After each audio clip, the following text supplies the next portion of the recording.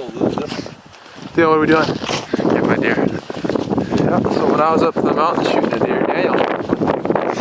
So now we're going to Chasey. Hi. Say hi. Hello. What are you doing? Healthy. Yeah. We're gonna let Chase. Chase is going to haul it out.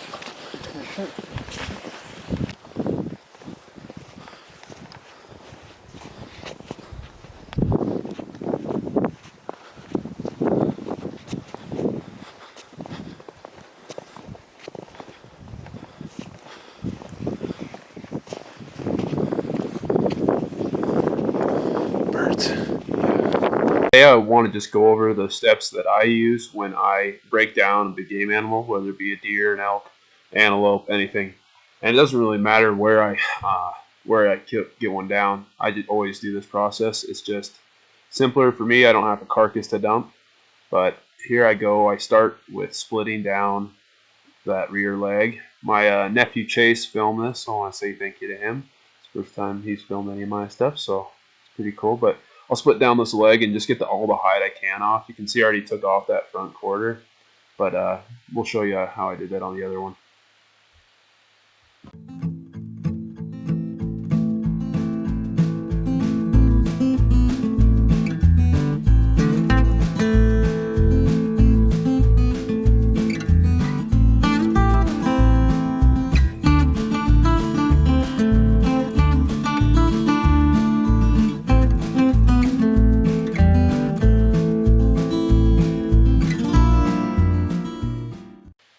Once I've got all that hide off of the rear hind quarter, I'll go in there to the pelvis area. I like to split the legs. There's that ball joint in the hip that you have to find, and you'll see I start just cutting away at the tissue and everything that holds that leg in there. You gotta be real careful you don't cut the bag that holds the guts there. But once you have that all that meat cut out of there, and if you kind of press against it, splitting the other leg, it's easier to find that ball joint. Right there you can see I found that ball right there, and you just want to keep trimming away, stay as close to that pelvis bone as you can, because that hind quarter will come off really nice for you if you do that. And right here you can see I just trimmed through all that. Now it's right along that pelvis bone, so I'm getting all the meat I can, and I just keep trimming, and that comes right off real nice. Here's where I'll start removing the hide and the lower portion of that leg. I cut that back tendon and bend it over to where I can get to the tendons in the back of that joint there, and trim everything, all the tendons all the way around that joint. It makes it easier to pack out if you got a ways to go, or I mean you just got to get it off in general just to get into a game bag. So anyways, this is how I start trimming in there and start working it around.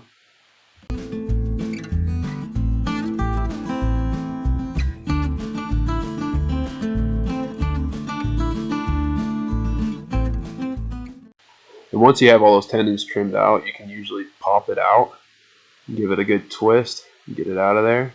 And sometimes there's just a little tissue hanging on, so you just got to trim that, and it comes right off for you, nice and clean. You don't need a bone saw.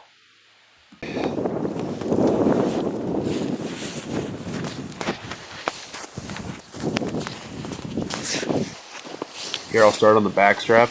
I like to get that little sheath that's just a little bit of thick stuff that's just thistle basically over the back strap. Once you get that off, you can really see the muscle groups a lot better, and you don't have to trim it off later in the butchering process. So that's where I like to start. Really, the back straps.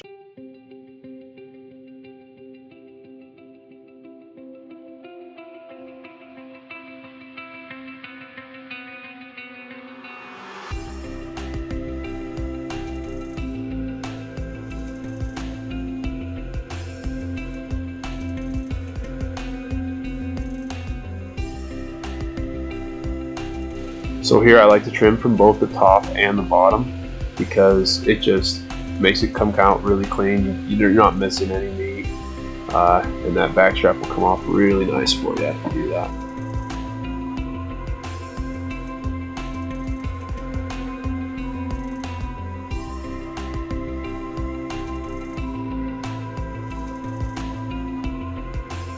And once you have it started, it's pretty easy to get going. You can see there's nothing that I'm missing on there.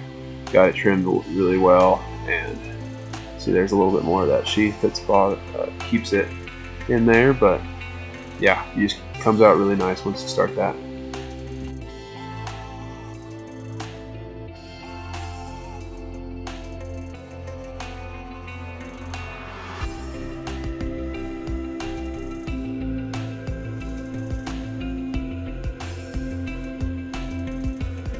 Right in here, I like to try to get as much as a neck meat I can with backstrap, just so it packs into the bag really well. That kind of split off from me, but yeah, I like to get that neck meat and make some good roast and burger. And after I got both front and back quarters off, I'll start working on that tenderloin. And this is the one everybody's curious about when you're doing the Gutless method. But you can just trim underneath those last few ribs, and it's just tucked up in there.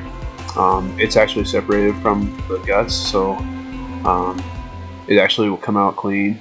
You can kind of trim above it. I like to trim under each rib, so it just comes out. You get the biggest chunk you can out of there.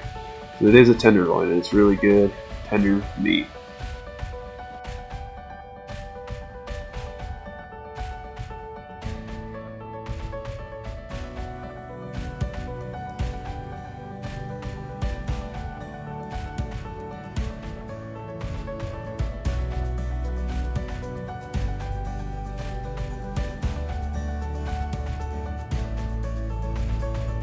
See, now we've just flipped the deer over, and it's the same process. I'll split down the leg on pretty much all the way up to the armpit, almost like I'm going to cape them out. And same process as you're caping it out to mount, but I'll go down and meet up with another cut from the middle of the body. But this just helps to get that hide off. I like to just get all that skin off that I can, because I want to get that meat cooled down as quick as I can.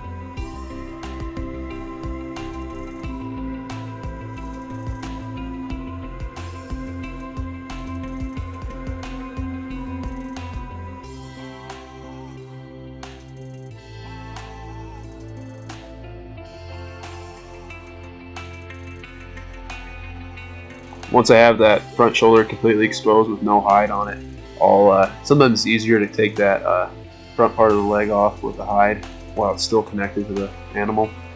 See, I already removed it. That one worked pretty. Front legs are a lot easier to get off than the rears.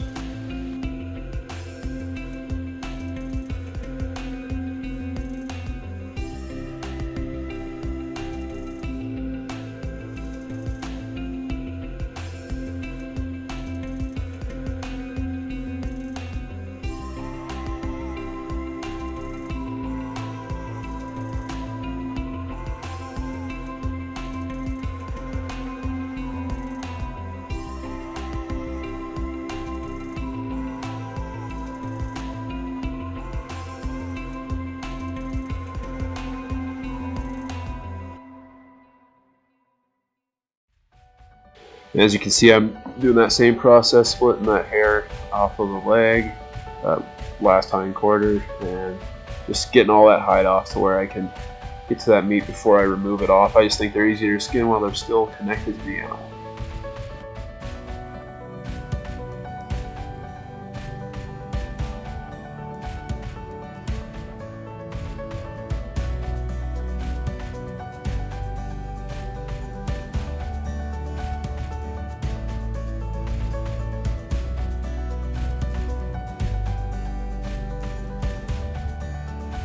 And here you can see I've already split that back tendon. Now I'm working around the joint there, getting all the tendons that keep that joint in. And once again, I left it connected to the animal because it does make it a little easier just to pry off of.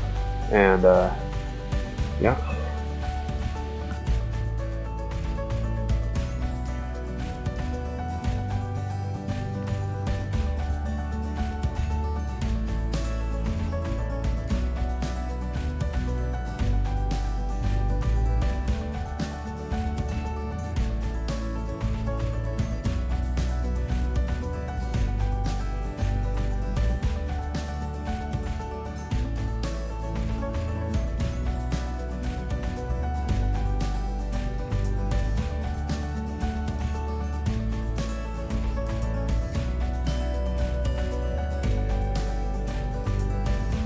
As you can see, I found that bone, that little round one, and you can kind of go in there and follow that pelvis. That way you're not missing any of that hind quarter. And keep trimming around until that sucker comes off real nice for you.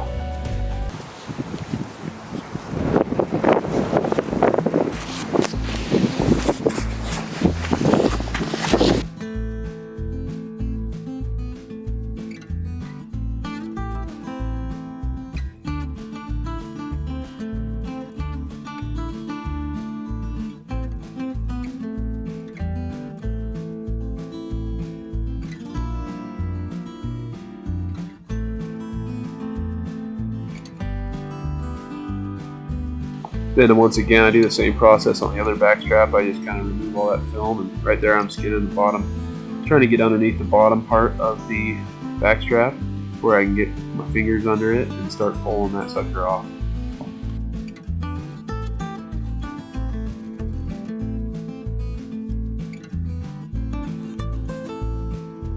And now you can see I've got that back strap coming off really nice, really clean, not losing any meat.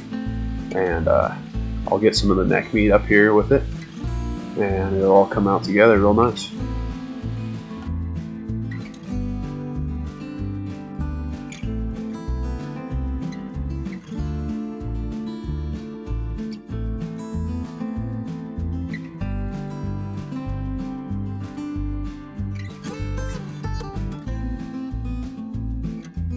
Then I'll do the same process on that second tenderloin. Just start trimming on the inside and above it, and really get in there and try to get as much of that tenderloin as I can. And you can almost, it's so tender sometimes you can really, it's really pretty easy to get out once you got some of it trimmed, but you got to be careful because it'll fall apart on you.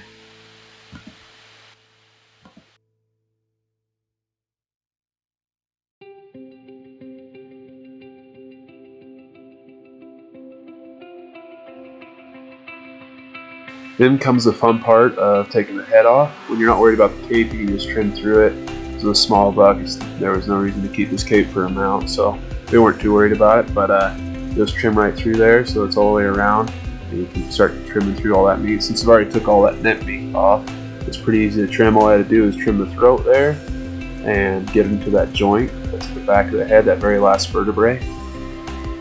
And it starts. You just gotta make sure you get all the tendons out like all the other joints. Once you have all of the all that meat and the throat cut and all the tendons, you'll start splitting out the back of that head, that vertebrae. And once you have enough of it cut, a lot of times you can just twist that sucker and it'll come right off. And that's basically the whole process that I use when I'm no matter backcountry. I might debone it if it's a long pack out or an elk, but that's basically the whole process for you, and it's ready to be butchered. And he's loaded down with the full deer on his back.